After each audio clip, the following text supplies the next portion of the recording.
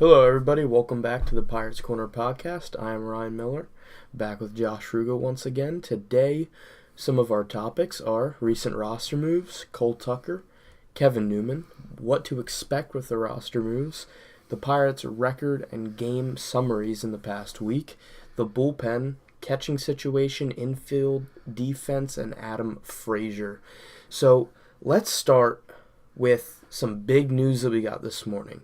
Cole Tucker and Bryan Reynolds are in Pittsburgh, and we are currently recording this during the rain delay, which doesn't seem to be letting up anytime soon, and Tucker just hit a bomb to put the Pirates up 3-1, his first major league hit, a 2-run homer into the center field bush area. So, how do you feel about today's performance by both of these guys? Yeah, it was good to see Reynolds get a base hit after striking out on 3 pitches his first time up. But believe it or not, Cole Tucker has homered in back-to-back games now. All right. He homered last night for AAA Indianapolis, and he homered today. I was really surprised at how well Cole Tucker came out and played today, given the news of like kind of how much they slept last night. Like they got the call at like 12:15 a.m. Bryan Reynolds said he tried to get a couple hours of sleep. That wasn't working out too well, so he just headed to the airport and got on his plane for Pittsburgh. So so these roster moves were kind of surprising to a certain extent, just because we went to sleep last night following Felipe's masterful performance in the 9th inning, hoping that everybody's okay from the collision, big collision in center field, but knowing that there was a chance there was something more serious than you could actually tell by looking at the collision, seeing how it all went down. And turns out they are not okay. Erik Gonzalez to the 60-day DL with a left clavicle fracture, and Marte to the 10-day with an abdominal wall contusion, correct? Yeah, so he has a bruise that probably started in the groin area and impact to his abdominal area as well. Erik Gonzalez, he hit him pretty hard. Well, they hit each other pretty hard. Yeah, that was aggressively going after the ball. Basically, that ball is kind of in no man's land, and it appears as if Marte didn't call it because he wasn't sure he was going to get there, and he was just kind of anticipating a situation where if he didn't get there, he was just going to play it on the bounce, and his rangy teammate came out and smacked him pretty good. We saw a little bit of this with Gonzalez, with him and Gung not communicating very well on a ball at Wrigley that got popped up and ended up with Gonzalez getting charged with an error where the two of them came together. And we also saw Gonzalez reach right in front of Marte's face and snatch a ball in front of his face. Gonzalez had it all lined up, and that play, there was no impact. It looked like Gonzalez saw Marte at the last second. And based on replays, it was hard to tell if Gonzalez was actually calling for the ball in last night's game that ended in the collision. Yeah. Because you couldn't really see.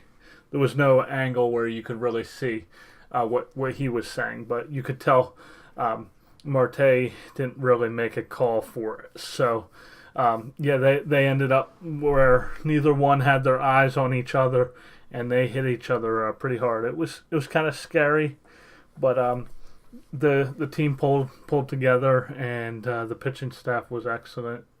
Brought home another victory even after that happened. So. Yeah, and I mean, it might be safe to say that Gung and Marte and left field, Dickerson, whoever's going to be out there, isn't used to having a rangy shortstop that can get to all these balls. I mean, Gonzalez covers some ground, and I know that everybody's saying that his fielding's been a little bit sloppy, but he's made most of the plays. And, just a couple miscommunications, which I'm sure after he broke his collarbone, he's going to be working on that, and he will make sure to either call it, or when somebody does call it, to take an alternative route and get out of the way, so this does not happen again. Now, again, Marte being hurt, like Josh said, there wasn't really an angle that we could tell who was calling for the ball, and it's hard to assume who was calling for the ball. It was in a very, very tricky spot. Tough place to actually make a call. Yeah. Marte trying to get to the ball as fast as he can. Gonzalez going back on it. Just both of them trying to make the catch. They were probably both determined on it. Maybe tracking the ball kind of made them forget, oh, I should probably call it. But either way, a hard hit to the disabled list. And that's going to bring us into our next topic, which is roster moves and the disabled list, what's happened so far. So I have the transactions up. Yeah, I have now. one quick point on Gonzalez. Pittsburgh fans kind of feel like his defense has been sloppy, and that's primarily because they look at him through a different lens, being that his offense does not meet their standards for what they were wanting from the shortstop position in Pittsburgh this year. So basically his bat is kind of changing the lens that the way he's evaluated defensively. He's just seen as a poor player, when the reality is he's played solid defense, basically locking down the shortstop position. But other than the past few games, his bat really hasn't gotten going. Now on to the roster moves we got. So April. Well, I can actually go back to the end of March here. So Sleggers was traded to the Rays. This is all basically old. Yeah. Jake Barrett was picked up by the Yankees, I believe. Yes, the Yankees. Dickerson to the 10-day disabled list, or injured list, sorry. Lyles was activated. Diaz in the clubhouse today. It looks like a corresponding move might happen either tomorrow or in the upcoming days, so expect to see Elias Diaz in the lineup soon. Crick is back off of the disabled list. And looking strong. And looking strong. We got Jason Martin up.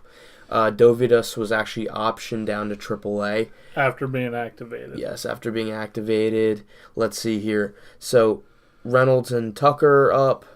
Gonzalez, Marte to the disabled list. Chisenhall is in AAA now. On rehab assignment. Yeah, on a rehab assignment. And Polanco, the future looks like he could be back within the week. Yeah. Maybe, hopefully. Now, I don't know what they're going to do, honestly. Because, you have Melky Cabrera with the hot bat right now, which I assume Polanco will play every day over him. That seems like the most logical choice.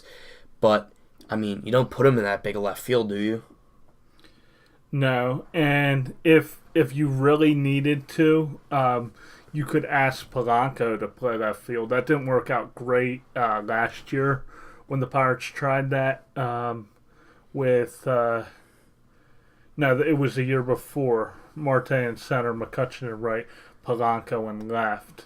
It didn't work out great, but on a one game sample size, it's probably not going to burn you unless Polanco is just in his head about playing left field. Mm-hmm. So that is a situation you could deal with, especially if Dickerson is taking a little bit longer than we anticipated to make his return. I assume that he will have a rehab assignment before the end of next week. Well, yeah. Before he comes back, he'll definitely have a rehab assignment, right? Okay. Yeah. He's going to have a rehab assignment. The only way he wouldn't have is if it was just an injury that was going to put him on for 10 days and right back off, yeah. Yeah, okay. And he was able to take BP and just come back immediately. So that's kind of what we're looking at with that.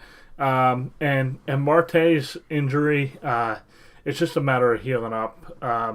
A contusion is it's a bruise, essentially. So he may or may not need a rehab assignment. I imagine they'll get him a rehab assignment. But maybe just a couple games. I mean, you probably won't see him go as long as Polanco is or Diaz did. But we'll probably see the starting outfield play games together for the first time, probably by the second week of May, if all goes as planned and there's no significant setbacks. So let's shoot for at home versus the Rangers in the middle of the week, the 7th and the 8th. Maybe. Yeah, that would be hopefully that would be a good situation. Because I mean, after that we got 4 with St. Louis, Arizona again, San Diego again, or San Diego for the first time, and then LA again coming. LA, Colorado, Cincinnati, Milwaukee. And I mean, after all these West teams, the season is about a quarter of the way done. Yeah. We're almost into May. We are about a week and a half away from May, and here are our upcoming opponents real quick. We got the Diamondbacks, Dodgers, Rangers, A's, Rangers again, Cardinals, Diamondbacks, Padres, Rockies, Dodgers, and then Cincinnati. So a lot of the National League West and the American League West as well. So ideally, we get our outfield back in place pretty soon, just a matter of weeks together. I'm confident that Brian Reynolds, he had been playing great defense in center field. It was initially planned for Jason Martin to be the center fielder there, but Brian Reynolds also has center field experience, and as you saw, Jason Martin in Pittsburgh is in left field today, and Brian Reynolds was in center, so that's a interesting development. As far as where Cole Tucker fits in, let's talk about Cole Tucker a little bit more. Yeah, we kind of saw where he fits in. He gets called up and he's in the starting lineup right away.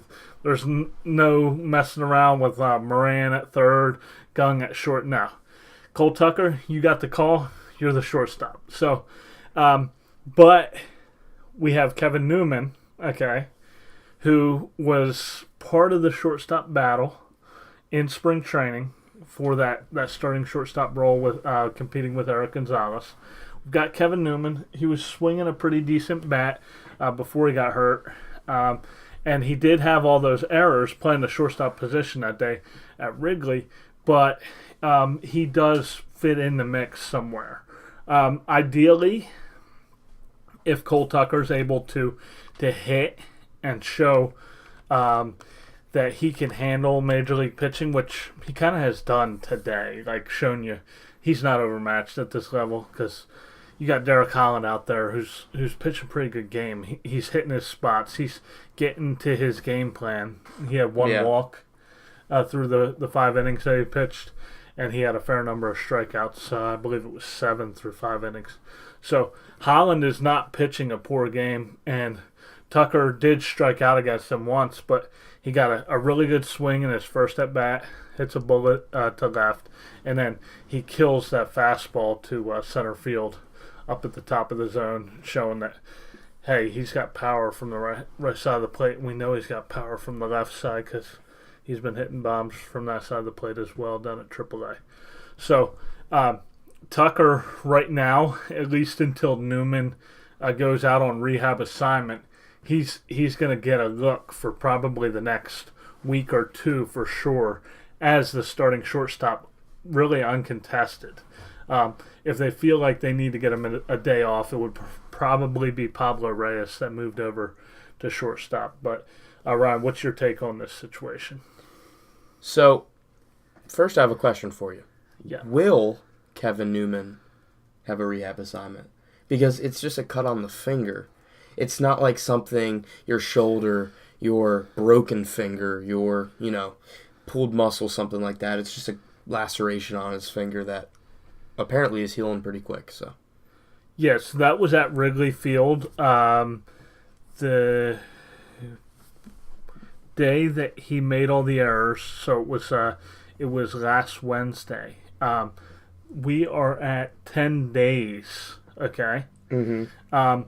If he's not activated tomorrow, then I'm going to say he's going to go out on a rehab assignment. Okay. And the reason why, because as soon as it gets past the 10-day time frame, the injury took a little bit longer to heal from, and basically he's not been able to take any swings with that laceration on his finger. So the key is to go get back in tune with your swing out on the rehab assignment. And as we saw with the Pirates today, there was no hesitation in putting Eric Gonzalez. It was going to be a little bit longer term than 10 days. It's at least a 6-week period to come back to organized baseball activities from a broken clavicle. So they didn't hesitate to put him on the 60-day disabled list, open up that roster spot on the spot on the 40 that they needed for Brian Reynolds, and move forward with that, the new group of players that they had on the roster now. Yeah, so back to my opinion on the shortstop situation. So, honestly, I would like to see Tucker play over Newman. And this is for the reasons following. So, Tucker, he's young, and I really was not expecting him to come up to the majors this quick. I mean, we are towards the end of April. He's played about 3/4 of the month at AAA. That's all of the AAA time that he's gotten in his career, and he's already in the big leagues. So, and this guy's shown you. Arizona Fall League, spring training this year, and the start of the season. So, I mean, Newman, honestly, I don't see him being our starting shortstop in the future. Gonzalez already won the job, okay? And for now, I would much rather see Tucker in there just so we can see what he can do. Because the Pirates are hot right now. The pitching staff, especially the rotation, is doing very, very well, especially Jordan Lyles. And, I don't feel like we need to just put Newman in there just because he's 25 and has some major league experience. Yeah. I mean, Tucker, he's hitting right now. Newman, not really hitting that much. He had that walk-off double. Yeah. Right before his disabled list stint. But he hadn't played much. He had essentially been relegated to a bench role. Yeah, bench role, Sunday lineup type thing. Yeah, I've said in the past that Newman wasn't my favorite on this show in the past. Newman wasn't my favorite to win the shortstop role just because of his limited upside. He's started to show a little bit of more extra base hit potential than he has ever before in his career, and that could be he's growing into the strength he's going to have as a fully developed player. But with that said, Tucker is capable of so much more defensively than Newman. For me, he's a 5-tool player. You got the speed that's there. You got the defense that's there. Power that's continuously developing. You got the contact. I mean, throwing arm. This guy seems like the complete package at shortstop. And being only 22, I mean, this guy, he could be the next name in Pittsburgh. He could be the next, guy who they're selling his knockoff jersey in the Strip District, and everybody knows his name from watching the news every morning, even non-baseball fans. I mean, kind of like a McCutchen situation. Everybody knew That's who exactly, McCutchen was. Yeah. Everybody in this city. It didn't matter if they were Pens fans or if they've never been to a baseball game in their life. If you brought up Andrew McCutchen, they would say, yes, he plays for the Pittsburgh Pirates. And this guy coming up so young, I mean, I can't wait for what he's going to do for the city. Him being asked to give a curtain call after the home run today, that tells you kind of what this fan base thinks of Cole Tucker. And this is a guy, he was a first-round draft pick, and it's taken a little while for him to develop. This is his 5th year in professional baseball. Yep. So he's adjusted, he's readjusted, he's been adjusted too. He had his first significant season at Class A Advanced, a significant season at the plate. He always looked like he was a defense-first player. People wrote him off, labeled him as basically a glove-first utility type. As soon as he wasn't producing offensively up to certain standards right away. So he kind of broke out at Class A Advanced, and then it wasn't a very smooth transition to Double A, but he did finish strong there last year. Yeah. And he put up a somewhat decent season there. And they decided not to have him repeat the level, even though that was a popular opinion, only being 22, already being at Double A. Maybe let's have him repeat a level. They didn't, and I think a big reason why they didn't is because he tore up the Arizona Fall League. He went and he tore up spring training this year, and, they thought that he could handle AAA. And on, April 20th, he's in Pittsburgh. Yeah, and the kid showed that he could handle hitting, getting hits, and staying back on off-speed pitches and fastball counts at AAA. He didn't see a whole ton of that yet, but he saw plenty of that in the Arizona Fall League. He's seen all of the best pitching prospects coming up through the minors in the Eastern League and in the Arizona Fall League. So this kid, he does belong. It's not like he's going to be overmatched at the big league level. And the key is it's kind of like a Meadows situation last year. Meadows didn't get a lot of AAA time because of injuries. So he ended up getting called up to the big leagues, and he played really well. And he was starting to cool off right before the trade. But we see this year, Meadows is a legitimate big league player. Yeah. And that's essentially what Cole Tucker is at the shortstop position for the Pirates. And if he meets expectations and continues to grow into what his tools suggest he could be, he's going to be the first really top-level shortstop that the Pirates have seen in a pretty decent time. Decades. Decades. And something that I heard from Cole Tucker today, a pregame interview, he said that now that he's here, he doesn't have to worry about, how his swing is. He was talking, he doesn't need to worry about making adjustments, which he might make a couple adjustments, but he was so, he was almost stressing himself out at AAA, it sounded like, just trying to make all these adjustments to get to the big leagues quicker. And he said now that he's in Pittsburgh, he just wants to be Cole Tucker. He wants to be Cole Tucker, and he just wants to produce, which I'm ready for right now. Yeah.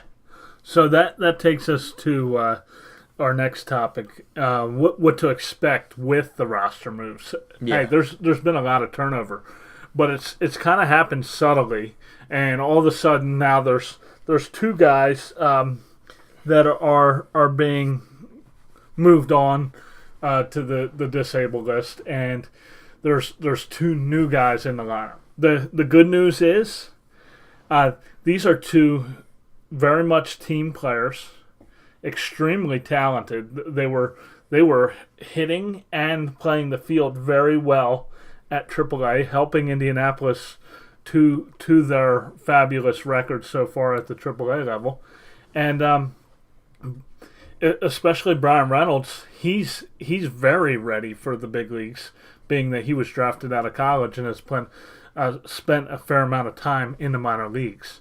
So Cole Tucker has already answered some questions today with how he's going to fare against MLB pitching. And what we should expect with these roster moves is these guys are talented kids. They're going to come up and play ball. And as long as the Pirates don't somehow lose that fight for each other, because none of these guys are selfish. They're all playing for each other. The we factor. Yeah. Everybody is working collectively for that common goal, and it's to put up a Pirates W at the end of the day. Look up at the scoreboard, see you won the ball game, and that's the most important thing. Individual statistics go by the wayside for these guys. Of course, they don't want to let their team down by not performing, but if they move runners, take 4 good at bats, and contribute to a victory. That's the most important thing for him. Yeah, and I know that I've talked about this interaction with Kevin Kramer a bunch of times on the podcast, but coming back to it, these guys work as a team. When Josh asked about Kevin Kramer's abilities, he said, we're all trying to do that, not just me. Yeah. So if these guys continue to work as a team, the bullpen shuts it down, the rotation continues being good, then we are in for a fun season of Pirates baseball. And you were saying earlier how Nick Swisher has the Pirates number 5 in the National League, power rankings-wise. Right now, the Pirates have the highest winning percentage in the National League, and Nick Swisher has them ranked 5th. Oh, and we're not playing bums either. We're playing, the Nationals, the Cubs, the Cardinals, Cincinnati. I mean, Detroit, but... Yeah, Detroit's kind of middle of the pack, but they've pitched well this year. And the reason for their losing streak got started and then extended against the Pirates was they had like 4 significant players sit out the whole weekend series against Minnesota last weekend. So yeah, that got their losing streak started, and then the Pirates pitching staff was happy to oblige and continue it. A significant player in Jordy Mercer. Yeah. Gordon Beckham over there now, but yeah. Yeah. So just to quickly touch on the Pirates record this past week. So they're 3-0 so far. Yeah, well, and working on 4-0. The last podcast was uploaded on Wednesday the 10th, but it was recorded on Sunday the 7th because of some technical difficulties. I couldn't get it out until the 10th. So the Chicago series, we lost 2 out of 3. We took the middle game 5-2, got blown out in the first game 10-0, and then lost a tough one 2-0 on the 11th. Took 2 out of 3 from the Nationals. Lost a tough game that Saturday. We were in attendance, just back-to-back homers that put the Nationals on top. Detroit swept them in the 2-game series. 2 late wins in the game, I believe both 10th inning wins. Yep. Yesterday, we beat the Giants 4-1, and right now we are currently still sitting in the rain delay. So I will check the weather while we're talking about the bullpen. Yep, that's our next topic, the bullpen. I thought that catching was. Never mind. Bullpen is our next topic. So I'll check the weather again and see what's going on with that. So Pirates are 11-6, atop the National League Central. Milwaukee's a game out, St. Louis is a game and a half, and then Cincinnati's 5 and Chicago is 3. We are on a 4-game win streak. Our last 10, we have been 7-3, and we have a .647 percentage. So a very good start to the year with some key players out in Polanco, Dickerson, Marte now, even though we haven't really seen how Marte will impact the club, but definitely some injuries that have been pretty significant so far. So let's talk about the Pirates bullpen. Yeah, so the last blown save by the Pirates bullpen was actually this week. It was Tuesday in Detroit. But it feels like it's been a long time since they blew a save. That's because we saw 4 scoreless innings from 4 different relief pitchers in the Game 2 of the Detroit series as the Pirates came from behind. And a lot of nice bounce backs from guys who have been struggling.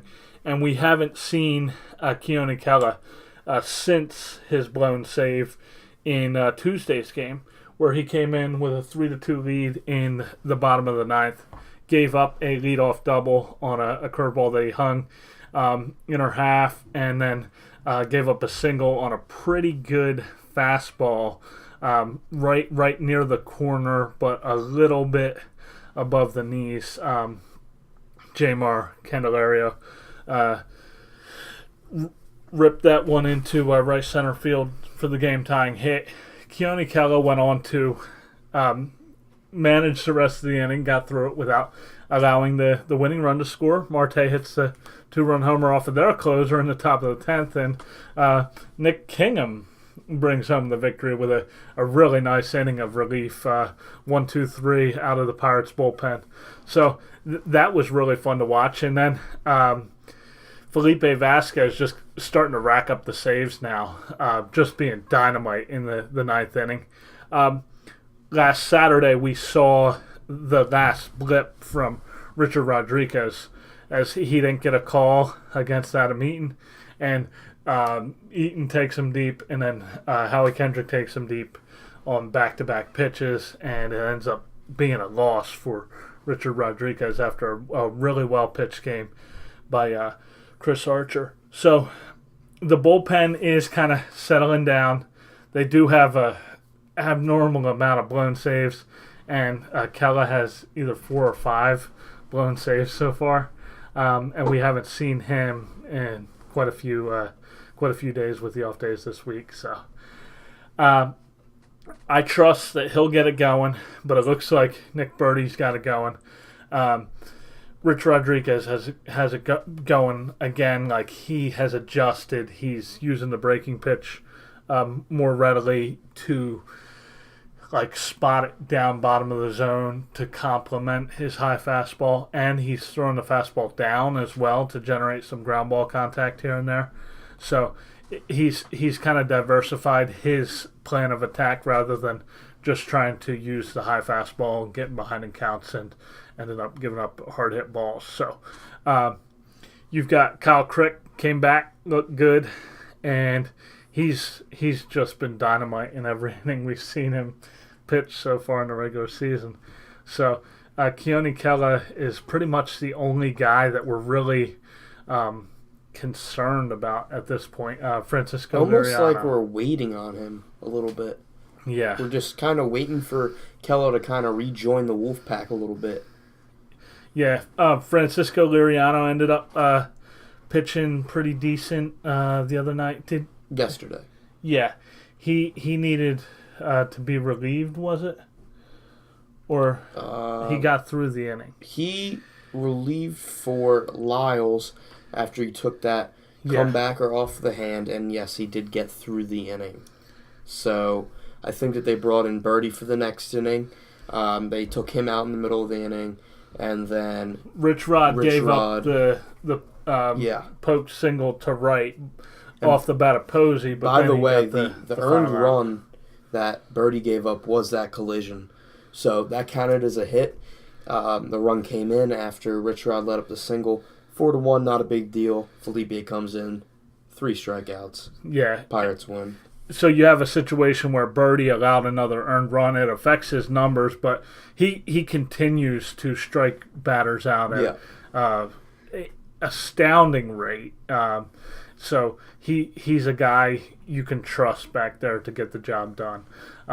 He is a rookie, so there's going to be some moments where he's laboring a little bit, but he just has dynamite stuff. So overall, the health of the bullpen, the bullpen's really healthy because there's some guys back there who haven't pitched in a while. Kingham, he pitched Wednesday night was his first inning of work in like forever.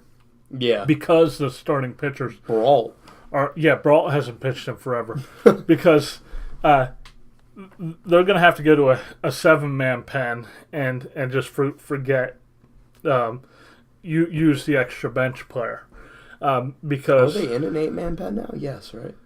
I believe so. So they're going to have to go to a 7-man pen because there's some guys that just aren't getting work because the starters are consistently going 6-7 innings. I said earlier this week I would much rather see Brault get work in at AAA than sit the bench at the major league level. I mean, if they're going to use Liriano as kind of the lefty specialist, then there's really no point in having Brault up. Now, I do like Steve Brault, and right now, what if he comes out in a game and just like his control's all over the place? He hasn't pitched in forever. He could go down to AAA, use his last option and get some serious work in.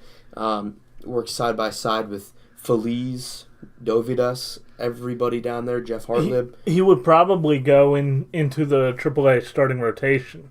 Oh, okay. And they would probably bump McRae into the long relief role down there.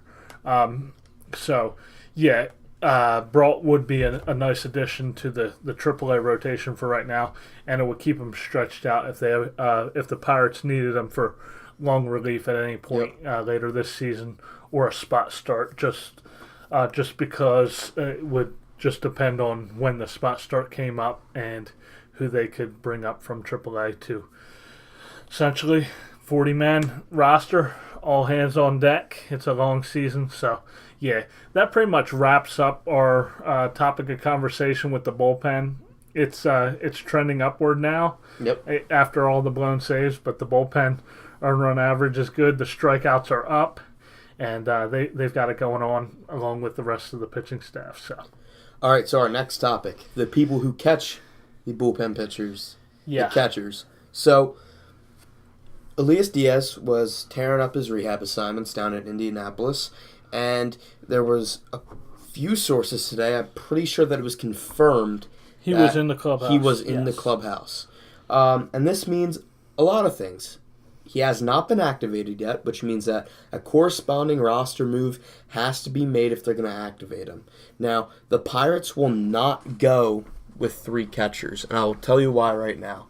Is because Stallings isn't any Gary Sanchez with his bat right now. His defense is good, and he's a solid backup major league option. But when was the last time you saw Stallings in a game? It doesn't make sense to carry 3 catchers at this point, so Stallings is probably going to be the one getting DFA'd. And hopefully nobody needs a catcher right now, and we can just outright him to AAA, because he's definitely a good third catcher option in case, later this season we have Francisco Cervelli getting shipped out somewhere, and Diaz transitioning into that starting role. Now, Steve Barron has been getting the majority of the playing time down at AAA. So, right now, if Diaz is activated, we're going to see Stallings get DFA'd. And let's just cross our fingers and hope that nobody needs a catcher right now. Yeah, ideally, they get this done tomorrow and start that process of him getting designated and then passing through the waivers. And then if someone claims him, don't just give him away. Try and get something for him, because he is a guy that the Pirates have developed. They invested a significant amount of time in getting him to the point where he's a viable backup MLB catcher. So he wasn't that guy just like this time last year. So they invested in him. You don't want to lose that for nothing. But he's the guy who's going to have to go. And the reason why he's going to have to go is because Cervelli, he's scuffling at the plate right now. He's not doing good, except for the hit early last night. But yeah, and that was like his first hit in a while, and it was really timely. Yeah.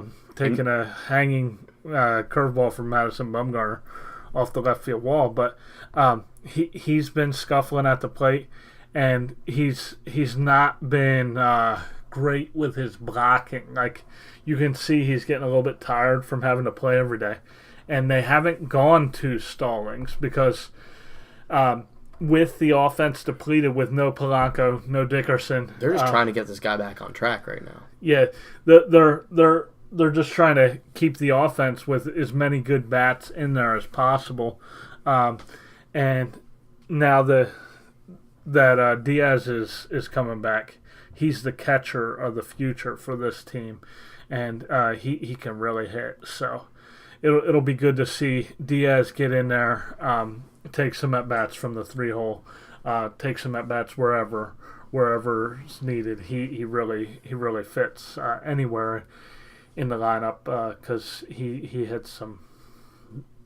His line drive rate is impressive, to say the least. So that takes us to infield defense. Yep.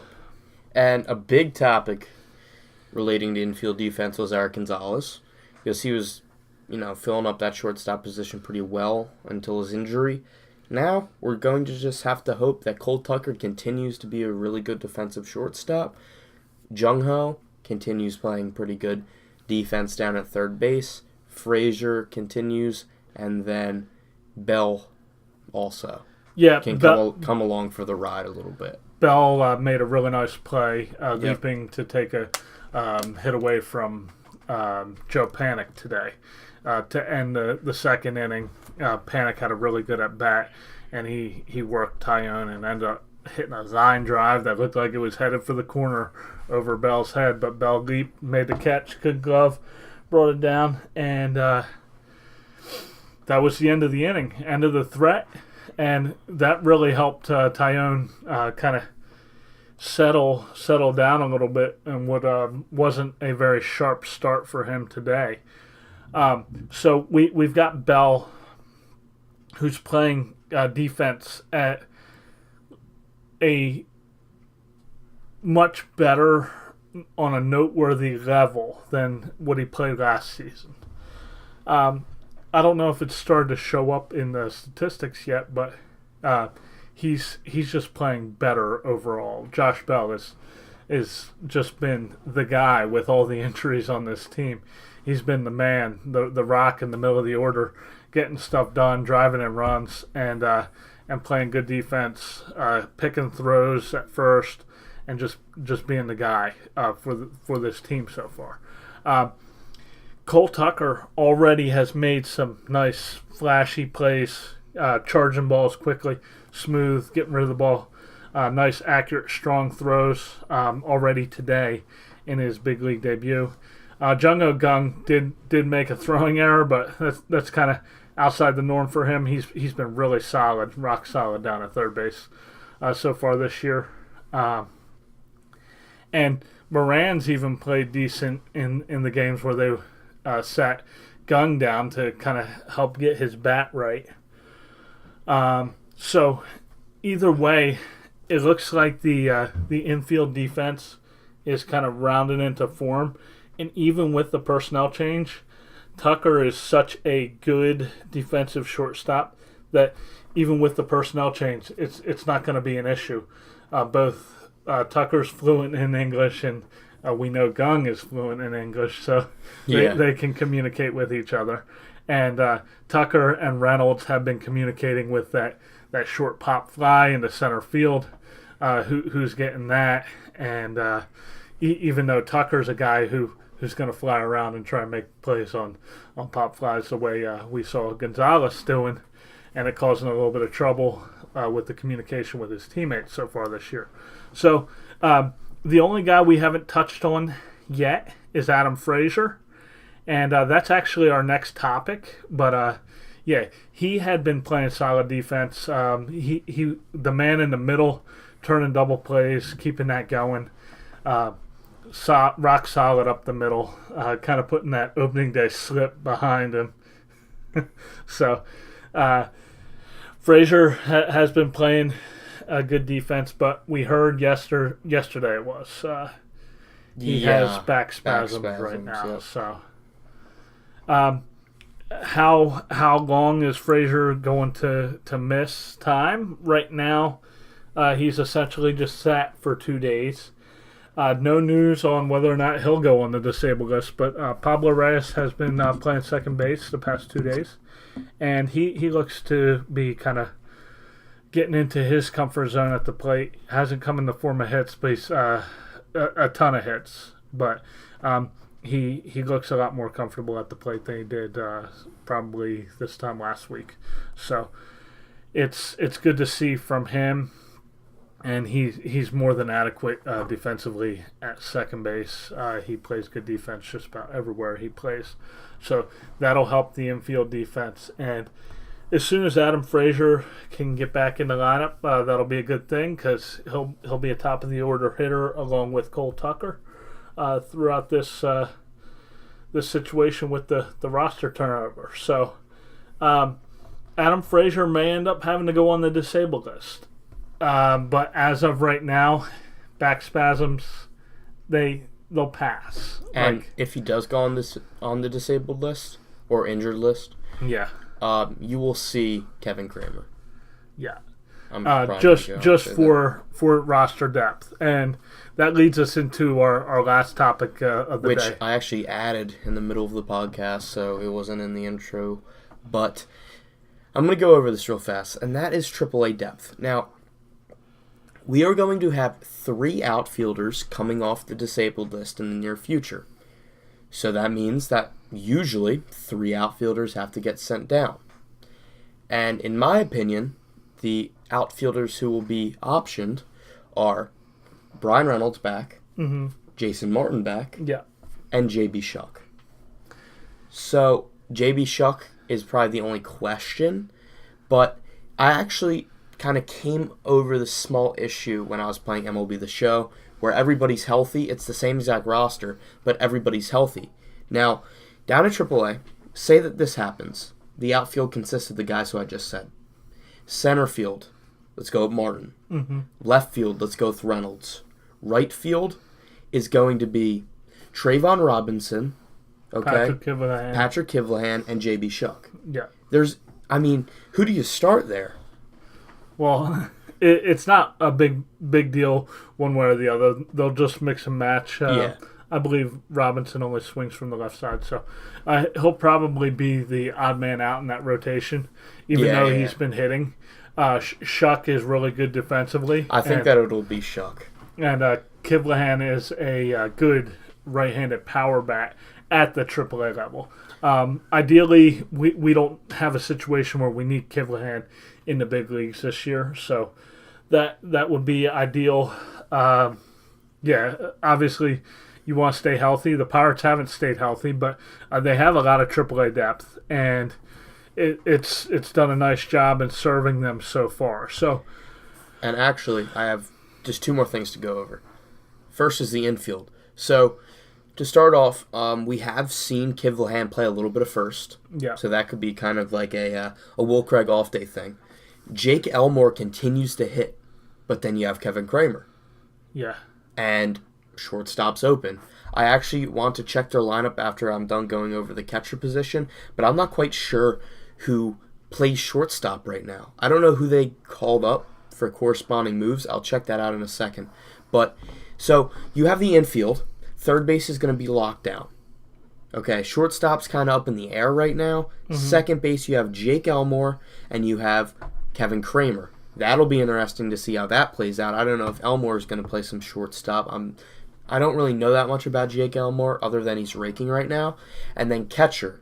So, best case scenario, you have Stallings get optioned to AAA. You have Christian Kelly. You have Steve Barron. And you have Jacob Stallings. Now, the odd man out seems to be Christian Kelly. But remember this. Christian Kelly is 25. He goes down to AA, gets his work in. If he doesn't hit, which he usually doesn't, if he plays bad defense per se, you might see Christian Kelly get released. I feel like he could be a candidate to get released because right now he's just an organizational player who's basically depth. He's the odd man out at AAA when hopefully Stallings gets back down. But if Stallings ends up going somewhere else, then he will stay at AAA. I'm not sure who they have catching full-time. Okay, so they have Arden Pabst and they have Jason DeLay down at AA right now. Yeah. So Christian Kelly will start at AA if he gets down there. And, the infielders, whoever got called up today, I'm not quite sure, but the infielders at AA Altoona might be a little bit shaky too. Steven Alameus will probably be in there, maybe short or second. So that basically ends up all the topics unless you have any ending thoughts for us. Now, the AAA depth is serving the team well. Yeah.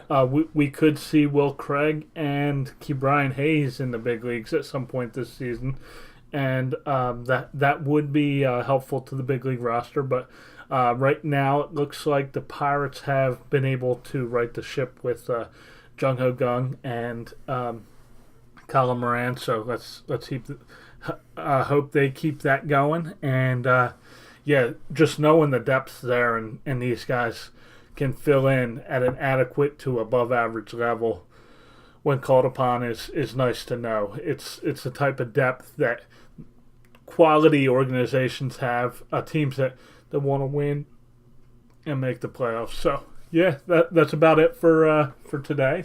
Yeah. So one ending thought: Jake Elmore is playing shortstop today for the Indians, and no corresponding moves have been made. So I guess that they're just going with, a 3-man bench right now, I guess? Diaz is actually still listed on the roster, so he's not there. So, I mean, Indy's kind of running short right now. But, yep, that ends episode number 10. We are 10 episodes in to the 2019 season. So thank you all for watching. Follow us on Twitter, the Pirates Corner account, Pirates_Corner.